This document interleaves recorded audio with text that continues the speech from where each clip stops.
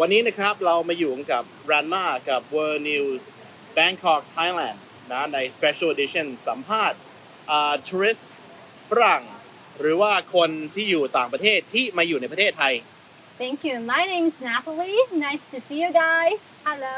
Hello and And I'm Jeremy. Mr. Jeremy. Nice to meet you too. He has very very very nice accent because he's from France. I cannot hide it.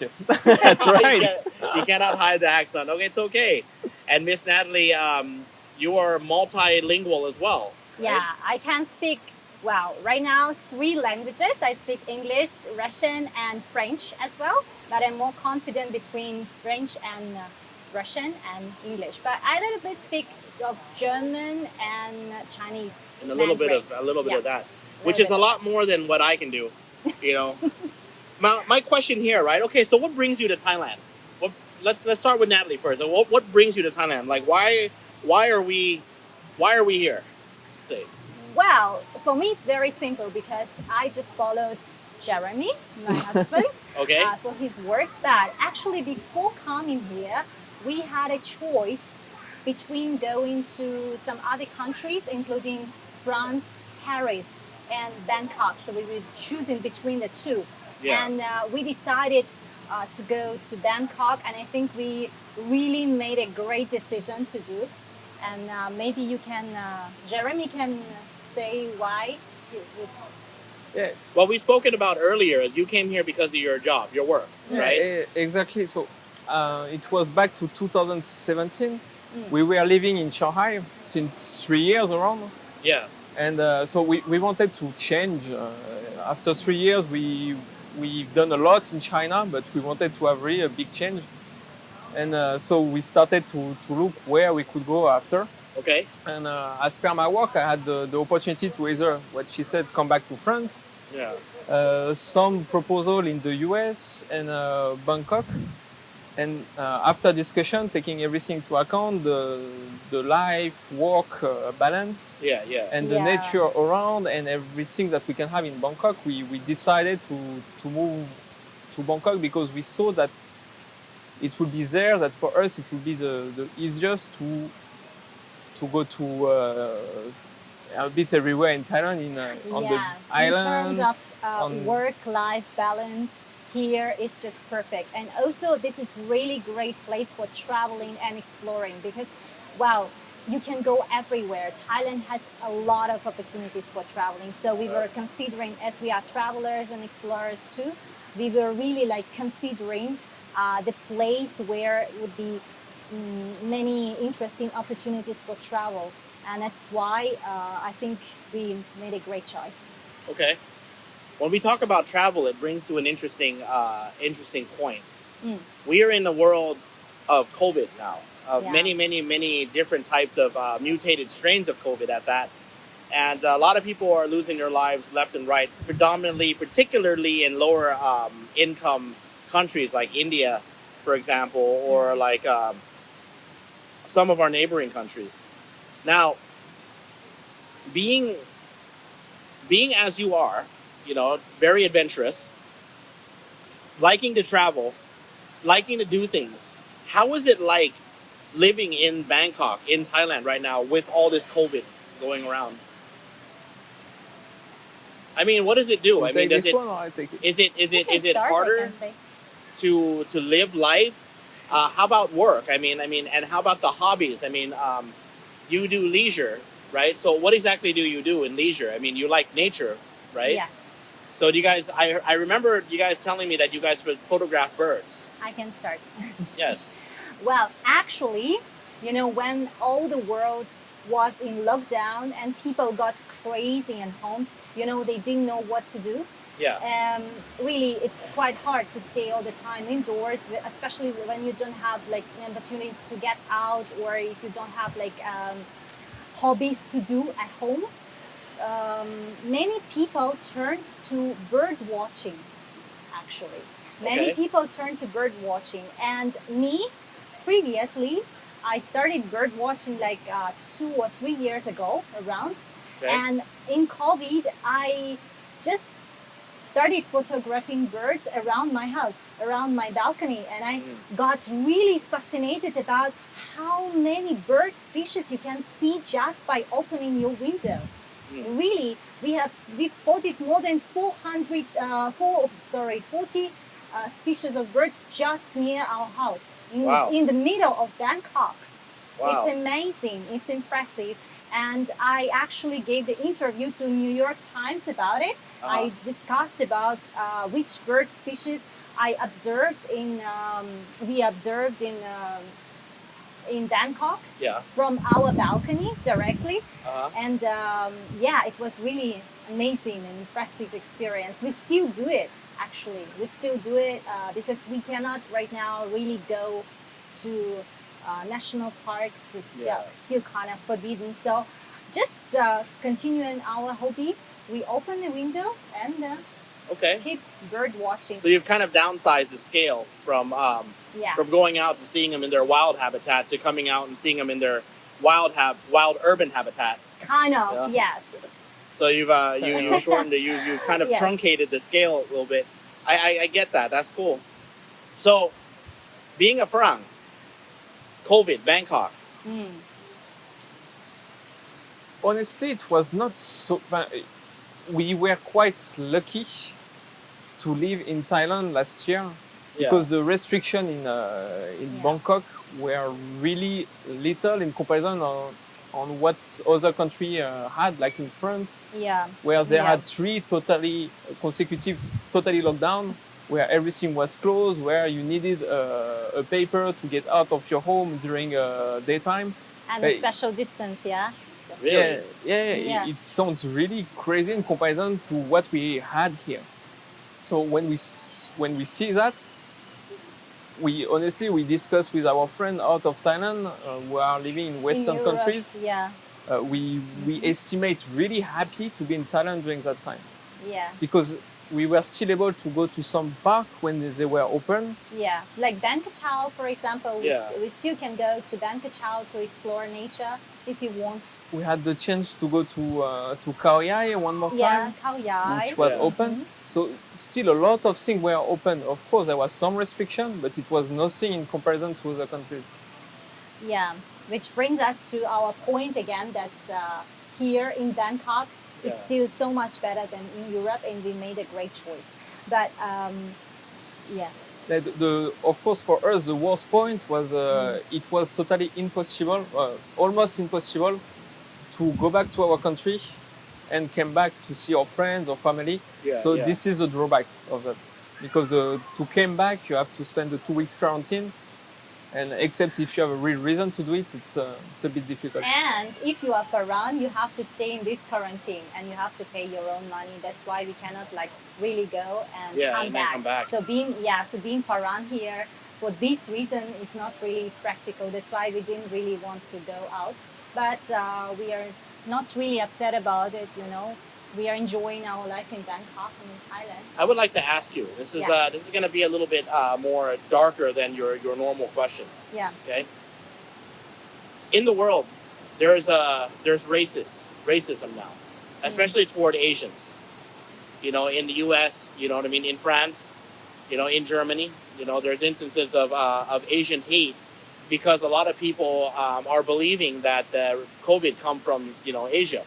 And they don't separate, Chinese, they don't separate anything. They kind of group everyone together and do that. Now, in abreaction to that, in retaliation to that, some Asian places, are treating Farang not well as well, looking at them in the bad way, or looking worry at them. Be honest with me. You guys living here and you've been here, have you felt that way? Or has anyone ever treated you bad? Well, I had little experience of it actually when it's all, when the COVID just started. So it was back in 2019, and we were in Koh Samui with my family, and people started panicking. They started panic. They started being scared of maybe Farangs. That Farangs brought COVID to Thailand. Probably they had these ideas in their mind, and I had one moment when one Thai person asked me like, "Are you traveling here, or when did you come and stuff?" So he started kind of interrogating me, you know. And Yeah. when I told him like, and his tone was not really friendly, and Yeah. I felt not really comfortable with him actually. And I was like, why are you asking me that questions? Why are you treating me like that? But when I told him, like, eventually I've been living here for more than 3 years, and I came here before all COVID situation started, he told me like, oh, that's great. That's so good. Yeah. Actually, welcome to Thailand. It's good to be in Thailand. So his tone totally changed. Yeah. So I really felt this in my own experience. And remember the situation when like some cafes didn't allow Farans inside. Yeah, yeah. And some buses, for example, didn't allow Farans to go on bus tours.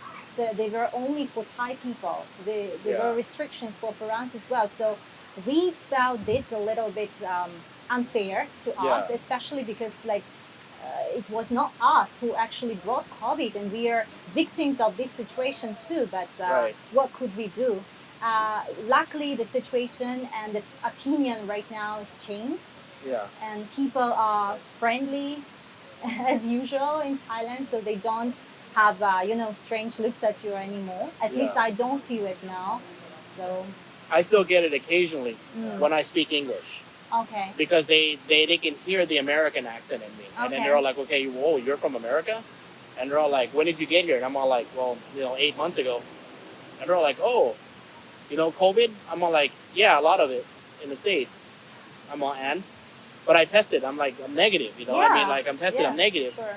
And for some reason, it becomes a stigma to them. Their mood and tone changes.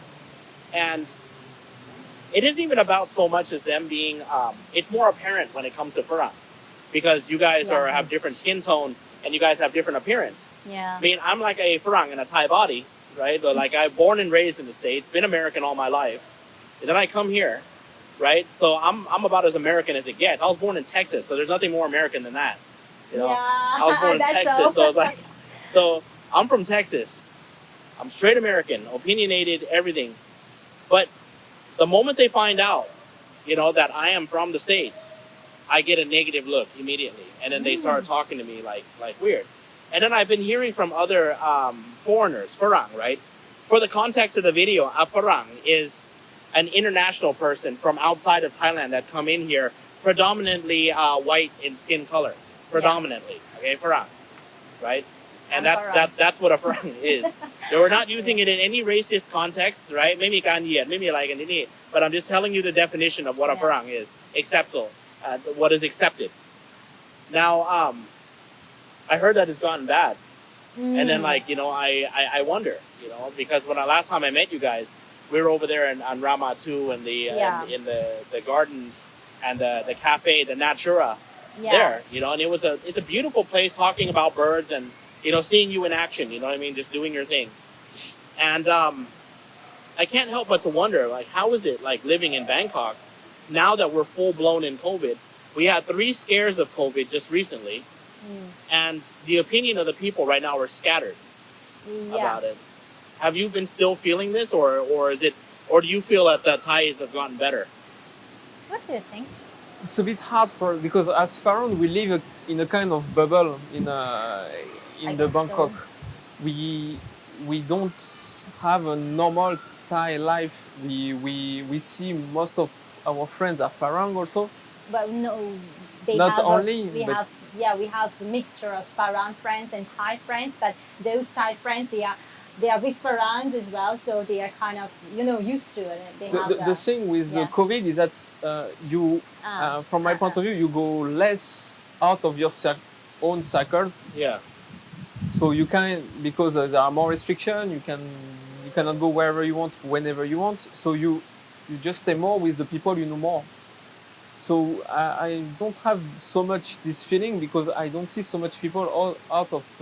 I see my colleagues at work, but they know me, and so I don't have this feeling as well. So there is probably this feeling. The only information and feeling like we can get from the information from media, what we are reading, because the opinions about COVID are different. Some people just ignore it, Yeah. like there is no COVID, we don't care about it. Some people are just really scared about it and they strive to get vaccinated as soon as possible. Yeah. And some are just like in the middle. So we can only get this little pieces of information from media.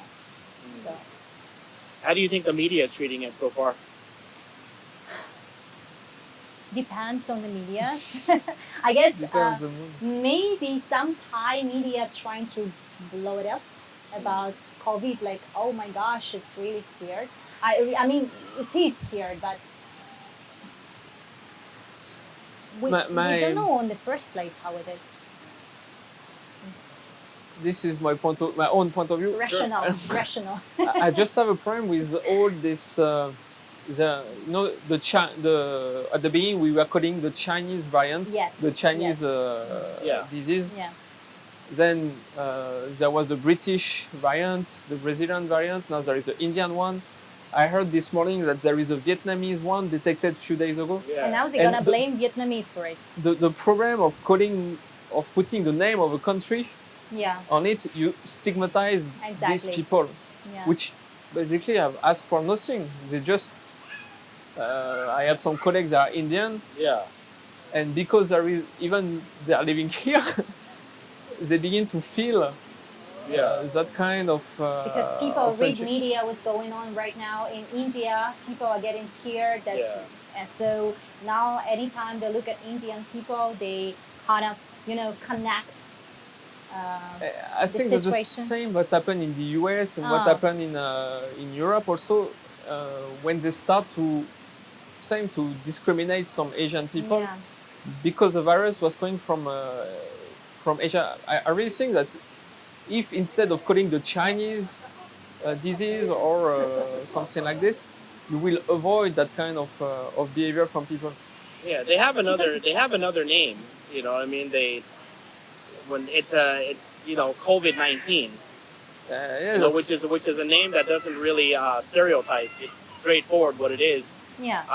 From the coronavirus, which has because of its structure. Yeah. The problem is that people give it titles that stigmatize other people. Yeah. And I think for media also calling the Indian variant, people will remember better than calling it the B16 something. We don't even remind that name. Yeah. So for people, when they see the Indian one, they know you can immediately make in your mind an image about, yes, it's coming from India. When you call it the B something, the technical one, I don't know if it sounds more scary even for people if you call it B something or just the Indian one. Well, people by nature like to point blame. They like to find somewhere where they can just a scapegoat, you know what I mean, or a point of reflection, a point of focus. Yeah. They just want to find something where they can just be like, okay, well, I blame this. Oh, Indian variant, Indian, stay away. You know what I mean? Chinese variant, Chinese, stay away. British variant, all Britain, stay away. You know what I mean? It's like, oh my God, you know what I mean? Like which in reality, it's a mutation. Yeah. And it will happen a lot. Anywhere. It will happen a lot because viruses, that's what they do. They mutate. That's what they do. So, how do you feel about COVID? I mean, as being yourselves, I mean, your personal view on COVID. I mean, how do you feel about it? I mean, is it serious? Is it not serious? It's like, be open. What do you feel about it? Well, I tested recently. A couple of days ago, I was relieved. I was relieved that I don't have any COVID, so it's quite good. I'm trying to not to panic. I'm trying not to panic. So because panic doesn't help anyhow. So I'm just trying to being precautious, like washing hands and keeping distance and wearing masks, like we all know about it. And I'm trying to keep calm and just observe the situation, how it's progressing in the future. So that's basically, I think, what many people should do. So you feel that it's serious enough for you to take the preventative measures? Yes, of course it's serious. If we are looking at media and that really people dying every day a lot, then yes, it is serious. We cannot just ignore it. In the States, it's sad because under half the population are opting to get vaccinated. A majority of the vaccinated are children, from certain teenage ages, that are doing it. And a lot of them that are not trying to get vaccinated, I don't know the exact number off the top of my head, forgive me. I didn't prepare it with me. But it's staggering because it shows a mindset that people still don't believe. I just read an article recently. I forget where it was from. I think it might be from like the New York Times or something like that, about a particular restaurant that is charging an additional $5 for anyone that orders wearing a mask. Wow, that's so if you're ordering food wearing a mask, you get charged an extra $5. How do you feel about that? How do you feel about that? I feel it's ridiculous. Huh? I don't know. It's not my way of thinking at all. It's just I don't know. I know you're French, and I know how you feel about the Americans. I get it. So I cannot. I don't want to comment so much on that. That's another way of thinking that It's not my way of thinking at all. How do you think? I don't think that in France you could have this kind of things. Yeah. I understand they have more freedom. They want to be free to do whatever they want. But for the restaurant to freely charge someone $5 for wearing a mask inside the restaurant, charge to where? After you like that, you are free to not go to that one. And I think we had a discussion a few days ago about marketing and so. For me, I think it's just a marketing way. They are saying for all the people who don't believe in that, you are free to come. You are welcome here. And it's a way to attract people. It's just marketing from my point of view. I don't think there is a real rationale of charging people $5 more, except for marketing. And then on the flip side, there is an event organizer that does concerts. Oh, really? And then they charge $18 to attend the concert, but will charge you $1,000 if you don't wear a mask for the tickets. On the flip side, same thing, right? Yeah, I guess it's more like a marketing thing. Yeah, you targeted the people you want to come, and you do the advertisements in consequence. I think they just wanted to get the news involved. Yeah, also. Yeah. You get free attraction and you pay nothing for it. But you know what though? What's sad? The reason why I bring up the first case about the $5 per mask, right? Yeah. It's a mindset. For them to even game that, for them to even use it as a marketing ploy, shows the mindset of the owner, or the mindset of the group of people that frequent that restaurant. Are you that oblivious to the happenings of the world?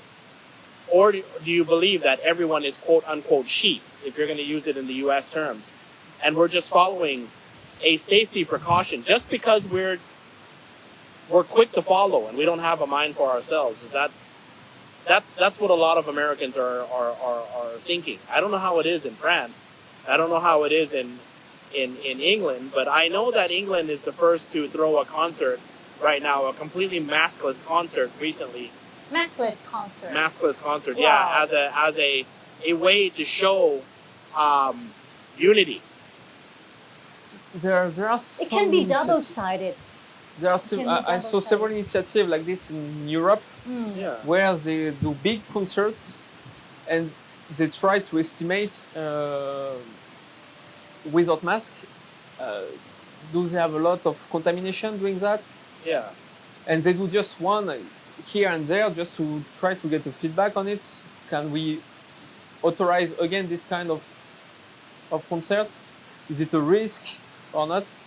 So just doing one by one, I can understand because right now is what I saw what they are doing. If they really reopen everything without any limitation, that doesn't make sense. So they are doing kind of testing right now.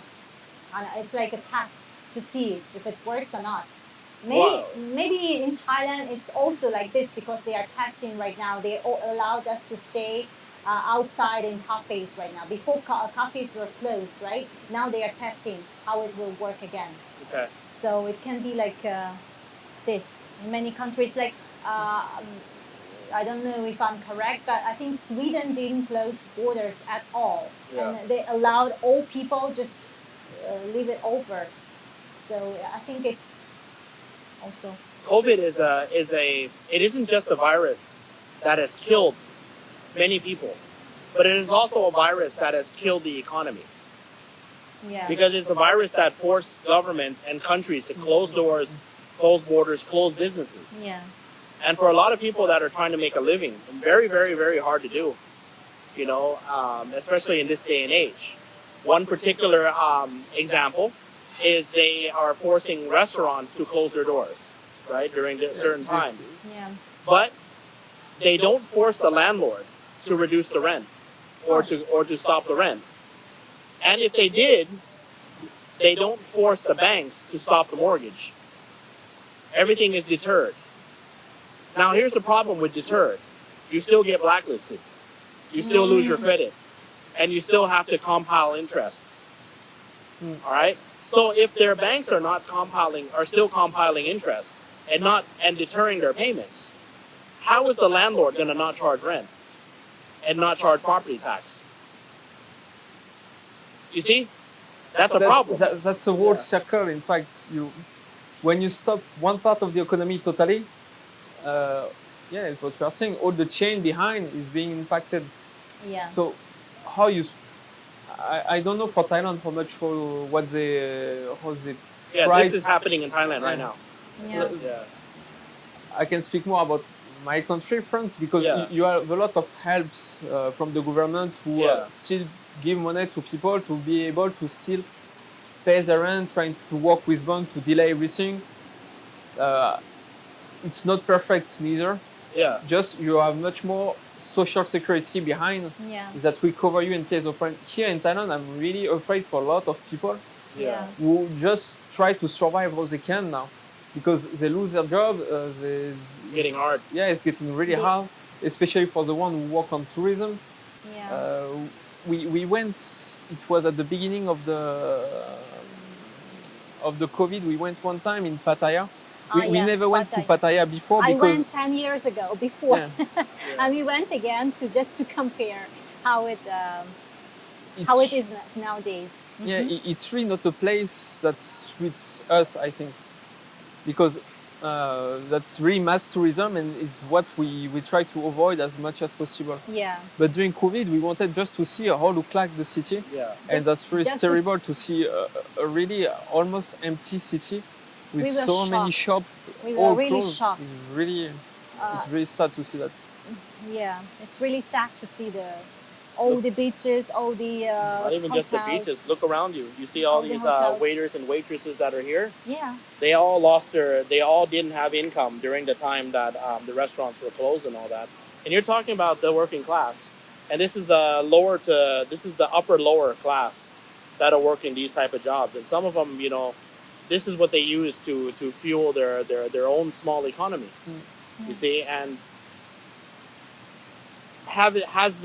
the COVID affects people in different ways, and then it's clear to see, what I mean, taxi drivers are getting hit, the markets are getting hit, the youth are getting, massage parlors are gone, they're getting hit, even university students, are getting hit, everyone's getting hit.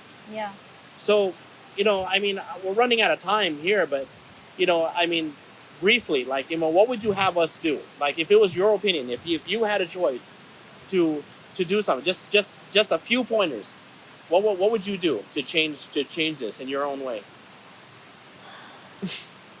Difficult, because it's a really big problem nowadays. So must be. Would you be giving encouragement to them, or would you sometimes? Maybe more opportunities. Right? Yeah, the thing. More opportunities. Yeah. The thing is that the Thai economy was really oriented to the tourism, which was probably the most impacted economy in the world. Right. So now, I really hope that, of course, everybody has problem. A lot of people has problem now because of that. Yeah. But I really hope that at least Thai will reconstruct its economy more diversified. You have, I have the chance to work with some Thai students from time to time. You have really great mind in Thailand. Really, I was honestly impressed by some students I work with who was able to develop things really good in a very short time. And it's education every time. When you want to start by a point, you have to start by the education. You will not construct anything without great minds. Yeah. So you can look a bit at it's Korea, the Korean example. Yeah. They have been struck. I don't remember, there was a terrible crisis in '97 who really struck their economy totally. Yeah. And following that, they start to build the best school in the world. And look where they are now. Yeah, Where they're they are number now. one. They have They're Samsung, they have tied crazy with that, yeah. great company because they have crazy great minds. So that's the base. If you choose to develop one point, the school, you have to develop the school first. After, once you have the mind, everything will follow. That's So, my opinion. Brighter Okay. minds, brighter future. Brighter minds, brighter future, right? Yes. Okay. And for Well summarized. yeah, good summarize. But if we are talking about just maybe my little point of view, if we are still talking about tourism, well, they can still practice little bubbles, to allow tourists come in terms of little bubbles. Yeah. And they need to develop more in tourism in country to allow people travel more inside Thailand already. Thai people, foreign people who are already here, to give them more opportunities, more chances, and more encouragement to travel and to discover Thailand. So I think that's what they should do to try to recover tourism sector. Okay.